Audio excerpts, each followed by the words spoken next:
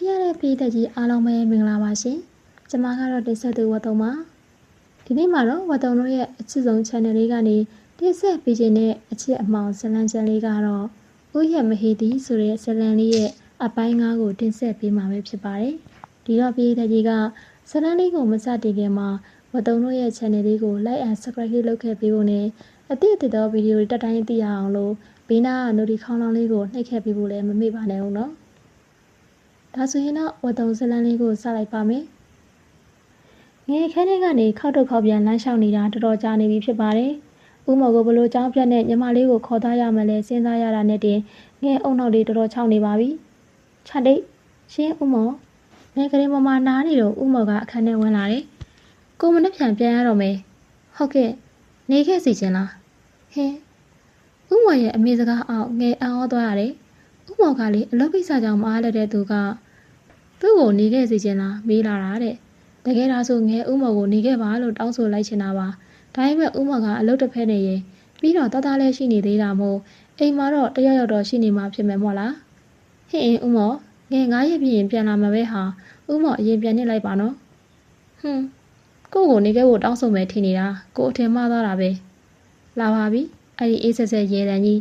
းဥမော်ကငဲ့စီကအလုံးမကျတာတခုရှိတဲ့အခါမကျင်းတဲ့ထာထုတ်မပြပဲအဲ့လိုပြောဆိုအေးဆက်သွားတာထင်းငေါ်သွားတာတွေငယ်လဲဥမော်နာအနေများတော့ယောက်ျားအကြောင်းနောကျင်နေပြီဖြစ်ပါတယ်ပုံမှန်ချိန်ဆိုငယ်ကနေခဲ့ဖို့တောင်းဆိုမှာပေါ့ဥမော်ရဲ့အခုကမဖြစ်သေးဘူးလေဘာလို့လဲအိမ်မှာသားသားကဥမော်နေငယ်ကိုမျှော်နေမှလေခြားတိတ်ရဲ့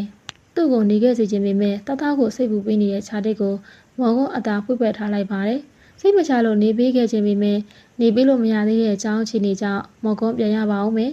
ဒါဆိုဒီမှာနေခဲ့ရင်ခြားတိတ်ကျမ်းမာရေးကျူးဆိုင်ပါအေးဝဝအေးပြီးစားတော့ကျမ်းမာရေးနဲ့ညီညွတ်အောင်ပဲစားတော့ဟုတ်ပြီလားဥမော်ကလည်းငယ်ကလေးမဟုတ်ပါဘူးကလေးမို့လို့မှားနေရတာလေကလေးတာဆိုပွေ့ချပြီးအိမ်ပြန်ခေါ်သွားတယ်ဟာဥမော်တော့ငယ်တို့နှစ်ယောက်ရင်ကားထက်ပိုပြီးအဆင်ပြေလာပြီးတော့အခြေအနေပိုကောင်းလာပါတယ်ဥမော်ရောငယ်ပေါ်ပြောင်းလဲနေပြီလို့ငယ်ထင်ပါတယ်ငယ်တို့တတိယအချိန်နှိနှောပြီးရဲ့နောက်မှာဥမော်ကငယ်ကိုပို့ချင်တာပြီးပိုကယူဆိုင်လာပါတယ်အရင်လိုတခွန်းမေးတခွန်းပြေမဟုတ်တော့ပါဘူးမမတို့အိတ်နေပြီလားရနက်မှာအင်းရနက်ညီမလေးပြောစရာရှိလို့လားကို့အမကိုပြောစရာရှိမှလာခေါ်ရမှာလားမမရဲ့ခဏနော်မမတကားဖွင့်ပေးမယ်ရနက်နဲ့ပြောနေတာတွေကိုမော်ကုန်းနားထောင်ကဝင်မပြောပဲနေပေးလိုက်တယ်မနှက်ပြန်ပြန်ရတော့မှမလို့ခြားတိတ်ကိုစိတ်ချမ်းသာအောင်ပဲထားခဲ့ခြင်းနဲ့ခင်မဖြစ်တဲ့ညီမအငေါ့မတည့်တာကိုဘယ်သူမှကြည့်နေနိုင်မှာမဟုတ်ပါဘူးအဲဒါကြောင့်သူ့မေသည်စိတ်ချမ်းသာဖို့သူကပဲတတိလျှော်ပေးလိုက်တာပါညီမလေးမမဟင်းဒီညရနက်နဲ့လိုက်ရပါလားမမငယ်ငယ်ကလို့လေဟာအဲ့ဒါကငယ်ကဖျားချက်စာနဲ့ဥမော်ကိုလှည့်ကြည့်မိတော့ဥမော်ကသူမတို့ကိုကြည့်မနေပဲဖုံးပြောနေတာမို့တော်သေးတယ်မဟုတ်ရင်ရနက်တော့ပြောခံရပေဦးမယ်တခါလေလေးကိုမမကလည်းမရဘူးရှင်နဲ့လက်ပြန်ဥမော်ပြန်တော့မှသူ့ကိုတယောက်တည်းအခန်းထဲမှာထားခဲ့လို့မကောင်းဘူးလေမမနော်ယောက်ျားရှိလာတော့ညီမရင်းခောက်ခောက်ကိုတော့ဦးစားမပေးတော့ဘူးလားဘာဒီမှာဖုံးလာလို့ဖုံးခဏပြောနေတော့ရနက်စီကထွက်လာတဲ့အရင်ဆိုင်စကားတွေကြောင့်မော်ကုန်းခြာတိတ်ကိုဆွဲပြီးအနောက်ကိုပို့ထားလိုက်တယ်ကိုကလူကြီးမလို့မရိုင်းချင်တာပဲရှိရဲ့မင်းပြောနေတာတွေကိုနားထောင်ကောင်းတယ်လို့မှတ်မနေနဲ့မင်းအမကအလိုလိုက်တယ်ဆိုတိုင်းတော်ရုံပဲဆိုဒီထက်ဆိုးလာရင်ကို့အဆုံးမဆိုနဲ့ခုတော့ပြန်မောင်ကတည့်ရနာကိုစကားအပြတ်ပြောပြီးအခန်းအပြစ်တိုးထုတ်ပြီးတော့တကားကိုအားနဲ့ပိတ်ခါလော့ချလိုက်တယ်ရှင်တို့ရနက်အန်ချိတ်ပြီးကျင်းသွားပြီးတော့မော်ကုန်းတို့ခန်းကိုလက်ညှိုးထိုးကတောက်ခေါ်ပြီးပြန်သွားတယ်ဥမော်ခြာတိတ်ငယ်တောင်းမှပါတယ်ဘာတွေ့လဲခြာတိတ်ငယ်ကဥမော်နဲ့တို့ဒီမှာပြောနေချင်းပေမဲ့စိတ်ညစ်စရာတွေကြီးပေးနေပြီလို့ပါမဟုတ်တာကိုနားလဲလာမို့စိတ်မကောင်းဖြစ်နေမျက်ရည်တွေဝဲလာပြီးတော့ရှိုက်တန်တွေထွက်လာတဲ့ခြာတိတ်ကိုနှစ်သိမ့်နဲ့ချောသိပ်ပေးလိုက်မှအိပ်ပြဲသွားတော့တယ်ဒီလိုပုံနဲ့သူ့ခြာတိတ်ကိုဘလို့စိတ်ချထားခဲ့ရပါမလဲဥဝနာဟာကိုသစ္စာအကြောင်းမကြားပဲရောက်လာတာပါလားကြိုပြောပေါ့ဗျာလာကြိုပေးမှာပေါ့မလိုပါဘူးဗျာလူရင်းနေပဲကြောက်ကုန်တဲ့ကိုသစ္စာကဥဝနာနဲ့စီးပွားပဲဖြစ်ပြီးတော့မိတ်ဆွေရင်းနေပါကဲဒီခေါက်ကရဘလို့လဲကြောက်ကောင်းလေးတွေရလာလို့လာပြတာကိုသစ္စာပြောဆိုသူ့အိတ်ထဲကနေပြီးတော့ကြတော့တေချာထုတ်ဖိုးထားတဲ့ကြောက်လက်စွပ်နဲ့စိန်လေစဲတစင်စာကိုထုတ်ပြလာခဲ့ပါတယ်ဟာကြောက်ကလှလာကြည်လားဟုတ်တယ်ဗျဒါကိုအစစ်စစ်လက်ကမ်းယူခဲ့ရတာတော်ရုံလူတွေမရနိုင်ဘူးဒီချက်ကိုကျွန်တော်ရဲ့မိတ်ဆွေတယောက်နဲ့ဆက်ရင်းကရလာခဲ့တာတန်ဖိုးမနေဘူးဗျအေးဗျာကြောက်ကောင်းကြောက်လက်တွေဆိုတော့ဈေးကခေါင်းခိုက်နေမှာပေါ့ဥဝနာတို့စကားပြောနေတော့အိမ်ထဲကိုခေတ်တင်မေက ဆောင်းကြီးအောင်ကြီးနဲ့ဝင်ချလာပြီးတော့ဥဝနာပြီးဝင်ထိုင်လိုက်ပါတယ်။ဘာဖြစ်လာတာတော့ဟန်နီ။ဘာမှဖြစ်ပါဘူးဒါလည်းရဲ့ဒီလိုပဲကောင်းတဲ့နောက်ကြီးဖြစ်နေလို့ဆေးကမ်းမသွားဘူးလား။မသွားချင်ပါဘူးနေကပူနဲ့ချို့ချစ်ချက်တွေခေတ္တမေကဥဝနာကိုပြန်ဖြေနေရင်ကိုသစ္စာကိုတွေ့သွားတော့ကိုဟန်ဖို့ကကြော့ကြော့မောမောပြန်ထိုင်လိုက်တယ်။ဟိုအဲ့တဲ့ရှိနေတာပဲ။မပြောဘူးဒါလည်းကလည်း sorry နော်ကိုဘေးကလေအိမ်ထဲလာကြတဲ့ကမတွေ့မိလိုက်လို့ပါ။ရပါတယ်ဗျာရပါတယ်။မိတ်ဆက်ပေးရအောင်မယ်ကိုသစ္စာဒါကခေတ္တမေကျွန်တော်နဲ့လက်ထပ်ထားတဲ့ကျွန်တော်ဇနီးပါ။ဟန်နီဒါကကိုသစ္စာတဲ့ကြောက်ကုန်တယ်ပေါ့။ကိုစီကကြောက်တော်များသူ့စီကယူရောက်တာလေ။အော်ဒါကြောင့်အရေးသေးကောင်းတာကိုမဟုတ်တာဗျာ။ခေတ္တမေကကိုသစ္စာနဲ့စကားအပေါလန်းတဲ့ကစကားပြောနေတော့ဥဝနာကကြောက်တွေကိုစစ်ကြည့်နေလိုက်တယ်။အဲ့ဒီအချိန်မှာပဲစပွဲကဥဝနာရဲ့ဖုန်းမိလာတာမို့ကိုင်းလိုက်တော့ဟယ်လိုဆရာချင်းနေမကောင်းပါဘူးဒီဘက်ကလူတွေအစစ်ဆေးမိသားလို့ဖမ်းခံလိုက်ရပါပြီ။ဘာဥဝနာကကြောက်ရောင်းကြောက်ဝဲလောက်တာပဲမဲ့တစ်ဖက်မှာလည်းတရားမဝင်တဲ့စီးပွားရေးလုပ်ငန်းတွေမှာလုပ်ကိုင်နေသူပါ။ဘုံမိုက်တွေငှားပြီးတော့လှုပ်ဆောင်ပြီးအသေးအဖို့အတွက်အထက်ကိုလက်ထိုးပြီးတော့ဖြတ်သန်းခဲ့တယ်။ဒါပေမဲ့အခုချိန်မှာတော့အမှားယွင်းကရှိခဲ့ပြီ။ခဏနေရာပြောငါလာခဲ့မယ်။အဲ့ရနေညာဘက်ကိုကိုကားကိုတော့ဟောင်းဘက်မှာပါဆရာ။အေးငါလာခဲ့မယ်။ဥဝနာဖုံးချကဆိုဖာပေါ်လွှားထားတဲ့သူ့ကိုယ်ဝင်းညူကိုယူဝစ်ပြီးတော့လိုရာတွေယူလိုက်တယ်။ပြီးရနောက်မှာတော့ကိုသစ္စာအားတော့နာပါတယ်ဗျာကျုပ်မှရေးကြီးကိစ္စပေါ်လာလို့ရပါတယ်ဗျာသွားချက်ချီရသွားပါခဏနေကျုပ်လဲပြန်တော့မှာဒါဆိုကျုပ်သွားပြီဟန်နီကိုသွားအောင်မယ်။ဥဝနာကနှစ်ယောက်စလုံးကိုနှုတ်ဆက်ပြီးတော့ကားကိုတော့ဟောင်းကိုထွက်လာခဲ့တယ်။ဥဝနာထွက်သားမှခေတ္တမေကကိုသစ္စာနောက်ကိုသွားပြီးပုတိပုတ်တက်လှုပ်တော့တယ်။ကိုသစ္စာဗျာကြောက်လေးတွေကလှတယ်နော်ဟုတ်တယ်ဗျမိကရောမလာဘူးလားယင်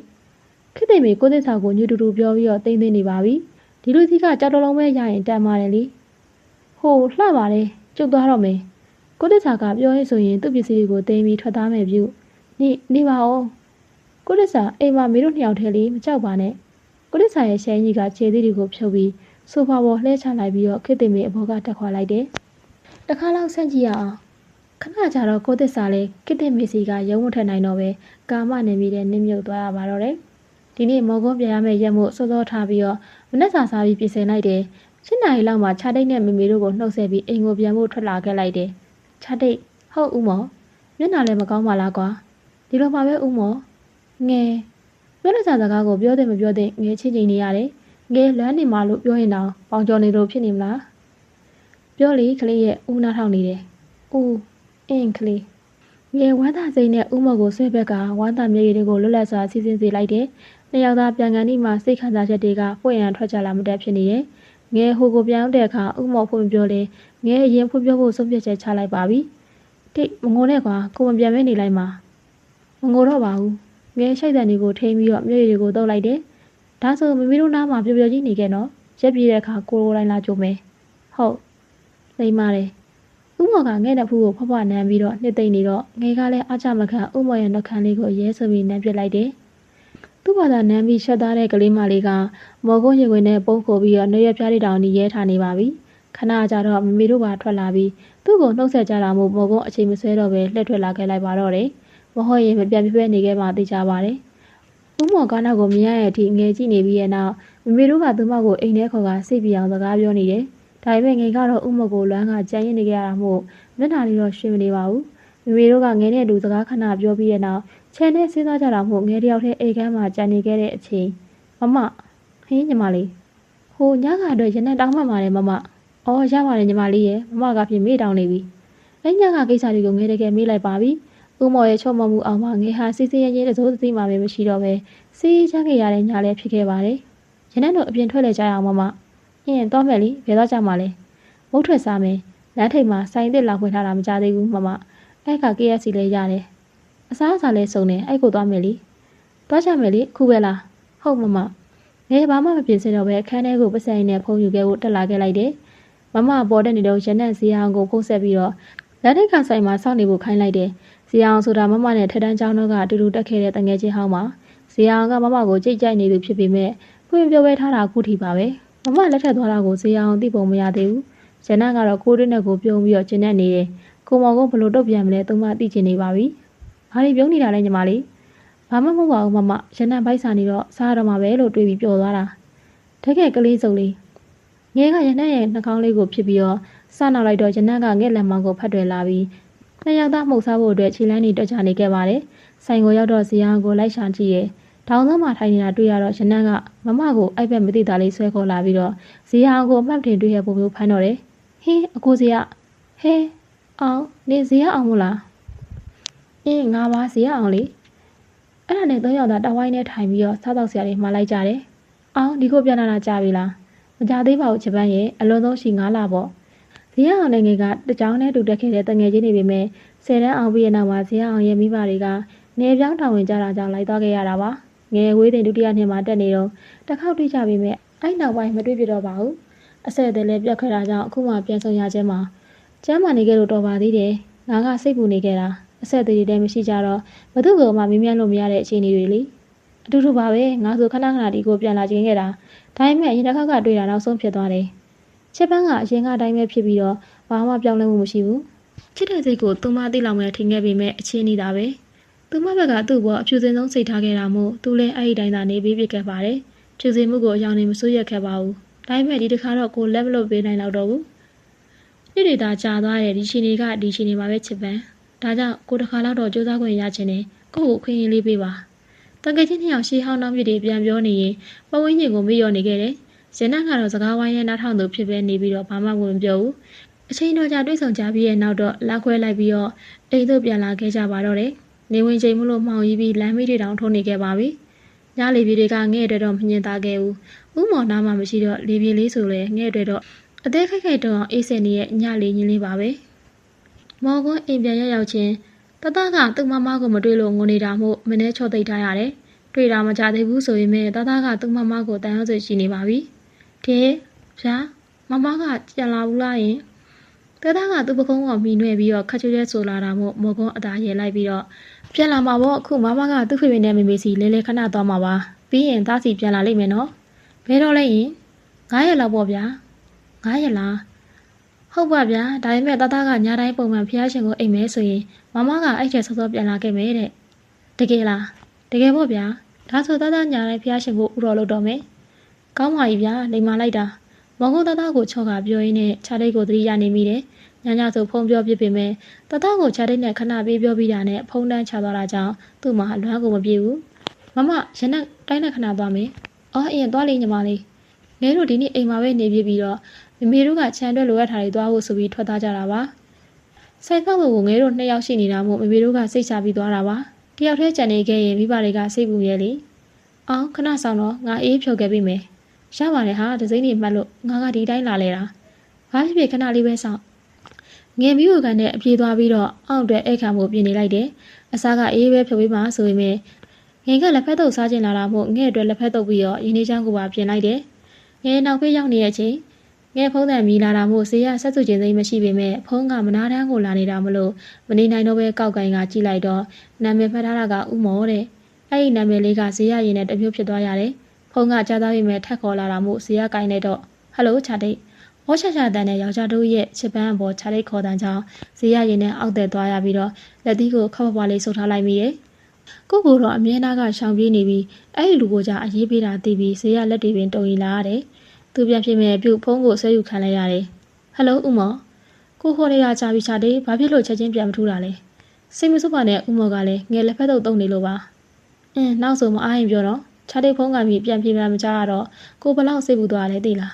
ဟုတ်ကဲ့ဥမော်ငယ်မှတ်ထားပါမယ်ကိုအခုရုံးမှမို့တတိယနေတာနဲ့ဖုံးဆက်လိုက်တာအိမ်ရောက်မှတသားနဲ့ပြောရင်ကိုဖုံးထက်ခေါ်လိုက်မယ်ဟုတ်ကဲ့ဦးမော်ယူဆိုင်တော့ငယ်ဦးမော်ကိုနှုတ်ဆက်ပြီးဖုံးချကန်ပြီးနှုတ်ဆက်နန်းလေးပေးလိုက်တော့ဦးမော်စီကရေတံလေးကြားလိုက်ရတာမို့ငယ်မျက်နှာလေးထူပူလာတယ်ဇေယျကသူ့ကိုအန်အော်ရကြီးစိုက်ကြည့်နေရတွေ့လိုက်ရတယ်ဟို sorry စကားပြောတာပြုတ်ပြီးနေတာပဲဘာလို့လဲအဲ့ဒါငါနဲ့လက်ထပ်ထားတဲ့ငါရဲ့ခင်မွန်းလေးဘာဇေယျရဲ့ဘာအော်တန်ကြောင့်ငါရပါလန့်သွားရတယ်ပြီးမှသူ့လက်ထဲမှာဆွတ်ထားတဲ့လက်ထက်သက်စုကိုဇေယျမြင်သာအောင်ပြလိုက်တယ်ဒီမလေးလက်စော့ငါတော့ခုမှနေနဲ့ပြန်တွေ့ရုံချီသေးတယ်။ငင်းကလက်ထပ်ပြီးသွားပြီတဲ့လား။ငါတော့နေ့တည်းဘာမှမကြားလိုက်ရဘူး။ sorry ပါဟာအဲ့တုန်းကနေနဲ့ဆက်သွယ်မရှိတာရင်အလော်ကြီးလက်ထပ်ရတာမို့အိမ်ကညီမတော်လာလို့မမီလိုက်ပါဘူးဟဲ့။အော်ဈေးကဘာမှပြန်မပြောပြတော့ပဲလက်ထက်လက်စုပ်ဝတ်ထားတဲ့ချစ်ပန်းရဲ့လက်ကလေးကိုသာငေးကြည့်နေမိတယ်။သူနောက်ကျသွားခဲ့ပြီ။တငယ်ချင်းဆိုတဲ့ခေါင်းစဉ်အောင်သူမထွက်ပေးနိုင်ခဲ့တာကချစ်ပန်းကိုစုံဆုံးရမှာကြောက်နေခဲ့လို့ပါ။ဒါပေမဲ့သူတစ်ဖက်သက်ချစ်နေရတဲ့သူကတခြားသူနဲ့သာဘဝတစ်ခုထူထောင်ခဲ့ကြပြီ။ သူ့မှာသာမဝင်ရဲစိတ်တွေနဲ့ရှင်သန်ကြရင်ခဲ့ရတာသူချစ်ပန်းကိုပိုင်ဆိုင်ခွင့်မရတော့ဘူးငါပြန်တော့မယ်ဟင်းချက်ချင်းကြီးငါတို့ထားတဲ့လက်ဖက်တုပ်လေးစားသွားပါအောင်နောက်တစ်ခါမှပေါ့ငါအခုအိမ်မှာရေးချိကိစ္စလေးလို့ဟိုမိနေကြလို့ပြန်လိုက်အောင်မယ်အေးဂီယူဆိုင်ပြီးပြန်အောင်ငယ်ကလက်ဖက်တုပ်ကိုတစုံခတ်ယူပြီးဝါနေရင်ပြောလိုက်တယ်ဇေယျကိုအိမ်ရှိနေလိုက်မပို့တော့ပဲဒီတိုင်းပဲနှုတ်ဆက်လိုက်ပါတယ်ပြန်တော့မလို့လားကိုဇေယျရနက်အခုအိမ်မှာလုပ်ကိစ္စလေးရှိနေလို့လေရနက်ကိုမကြည့်ပဲမြေကြီးကိုပဲဆိုက်ကြီးကပြောနေတဲ့အကိုဇေယျကိုကြည့်ပြီးရနက်သဘောပေါက်လိုက်ပါတယ်ဒါသိကြတယ်အသေးကွဲလာတဲ့မူကြီးဘာဖြစ်လာတာလဲဝေးတွေးစရာမလိုဘူးမမနဲ့စကားပြောနေရင်မမလက်ထပ်ပြီးသွားတဲ့အကြောင်းသိသွားတာနေမယ်အကိုဇေယျမမလက်ထပ်ပြီးတာသိသွားတာလားဒါဆိုမမတို့ကချစ်လို့လက်ထပ်ခဲ့တာမဟုတ်ဘူးဆိုတာတော့သိပြီးပြီလားဘလို့မမတို့ကမှားယွင်းမှုတစ်ခုကြောင့်လက်ထပ်လိုက်ရတာတဲ့အဲ့တော့ရနက်ပြောချင်တာကအခုမှခွင့်ရရှိပါသေးတယ်စူးစမ်းကြည့်ချင်လားအချိန်သိမရအောင်နော်ကိုဇေယျမမကဒီမှာရက်နှဲငယ်ပဲနေမှာစူးစမ်းကြည့်ချင်သေးတယ်အခုကိုကူညီပေးနိုင်မလားရနက်ဒါပေါ့ရနက်ကိုကူညီပါမယ်ရနက်ချက်ချင်းလက်ခံလိုက်ရတဲ့အကြောင်းတရားကိုဇေယျတခြားမသိပေမဲ့သူကူညီမှာမို့အားတော့တက်သွားပါတယ်ချစ်ပန်းတဲ့သူကခင်ခဲ့တာနှစ်ပေါင်းမနေဘူးပဲသူချစ်ပန်းကိုချစ်နေတာချစ်ပန်းမသိပဲနေမှာမဟုတ်ဘူးဘလို့ပဲဖြစ်ဖြစ်သူစူးစမ်းကြည့်ချင်ပါသေးတယ်မရက်သားတဲ့အခြေအနေကြောင့်ယူခဲ့ရမျိုးဆိုရင်တော့သူကချစ်ပန်းကိုမရရအောင်ယူပစ်လိုက်ဖို့ဝင်မလေးတော့ပါဘူးအများကြီးနှိမ့်စရာမလိုလိုက်ဘူးပဲခုတော့တားကောင်ရလာခဲ့ပြီဒီကိစ္စကြီးညံ့ညံ့လေးနဲ့အစီအပြေဖြစ်သွားဖို့ပဲမျှော်လင့်တယ်ကျန်တဲ့ကောက်ကျစ်စာပြုံးကသူ့စီစဉ်ထားတဲ့တွေကျင်းနေနေပြီရဲ့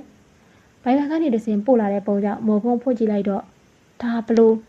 ့မော်ဖုံးထိလိုက်ရတဲ့ပုံလေးကြောင့်မျက်မှောင်ကျုံပြီးဖုံးကိုသာပောက်ကွဲမတဲ့ဆက်ကြည့်နေမိတယ်ပုံထဲမှာချစ်ပန်းကတခြားယောက်ျားတစ်ယောက်ကိုပြုံးပြနေတာဘေးမှာရနက်လဲပါနေပေမဲ့အဲ့ဒီကောင်လေးကခြားတိတ်ကိုပဲနူးညံ့ညံ့စိုက်ကြည့်နေတာ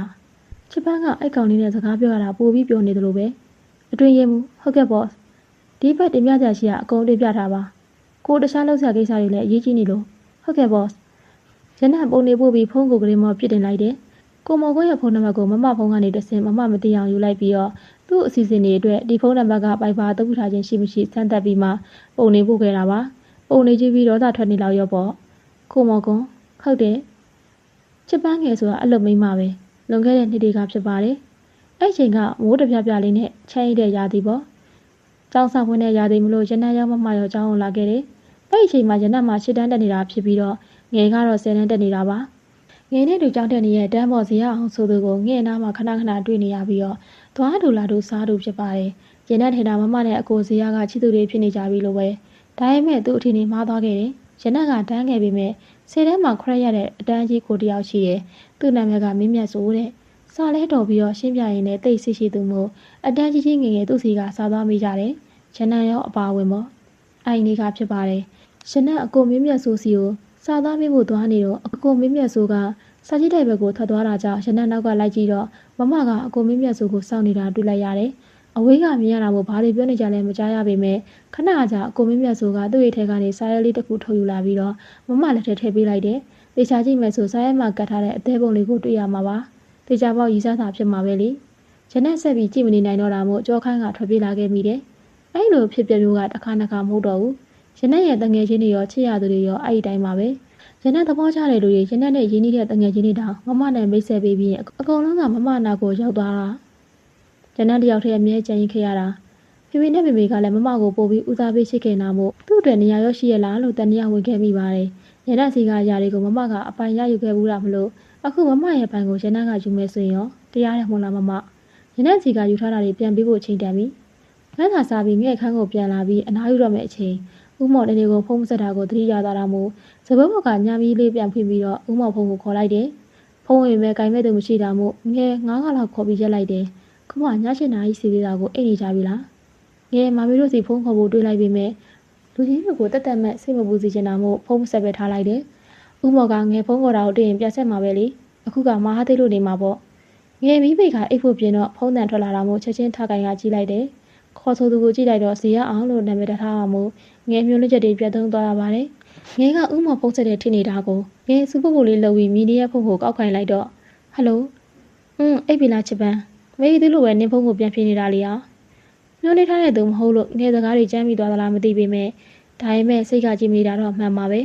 ငါကနေစောချင်းအိပ်ရောက်ဝင်သွားပြီလားလို့မေးကြည့်တာပါဟာစိတ်ကြီးပဲဘာပြတ်မို့လဲပြောလေလက်ဖြံအားရင်ငါနဲ့တူစားတော့ဆိုင်သွားရအောင်လေအားတယ်မဟုတ်လားမနေ့ပိုင်းမအောင်မမေတို့နဲ့တူခြံနဲ့လိုက်ရမှာညနေတော့အားတယ်မလားလိုက်ခဲ့လေဘာကိစ္စရှိလို့ ငါမနေ့ပြန်လုတ်ကိစ္စနဲ့ခီးဝေးထွက်เสียရှိတာမလို့လေငါဒီကိုပြန်လာတဲ့ချိန်နင်ပြန်သွားမှဆိုလို့ကြိုနှုတ်ဆက်ခြင်းနေဇီးရပြောတာကြိုးအကြောင်းညီတာမလို့ငေကကောင်းကြီးကပြန်ပြေးလိုက်တယ်လာခဲ့မယ်လေလာခေါ်မလားညနေ9 နာရီလောက်လာခေါ်မယ်ပြောပြီးတာနဲ့ငေဘက်ကဖုန်းတက်ချသွားတာပါကြာသွားတဲ့ဖုန်းကိုကြည့်ပြီးတော့ဇီးရဖုန်းနံပါတ်တစ်ခုစီမဆေးပို့လိုက်တယ်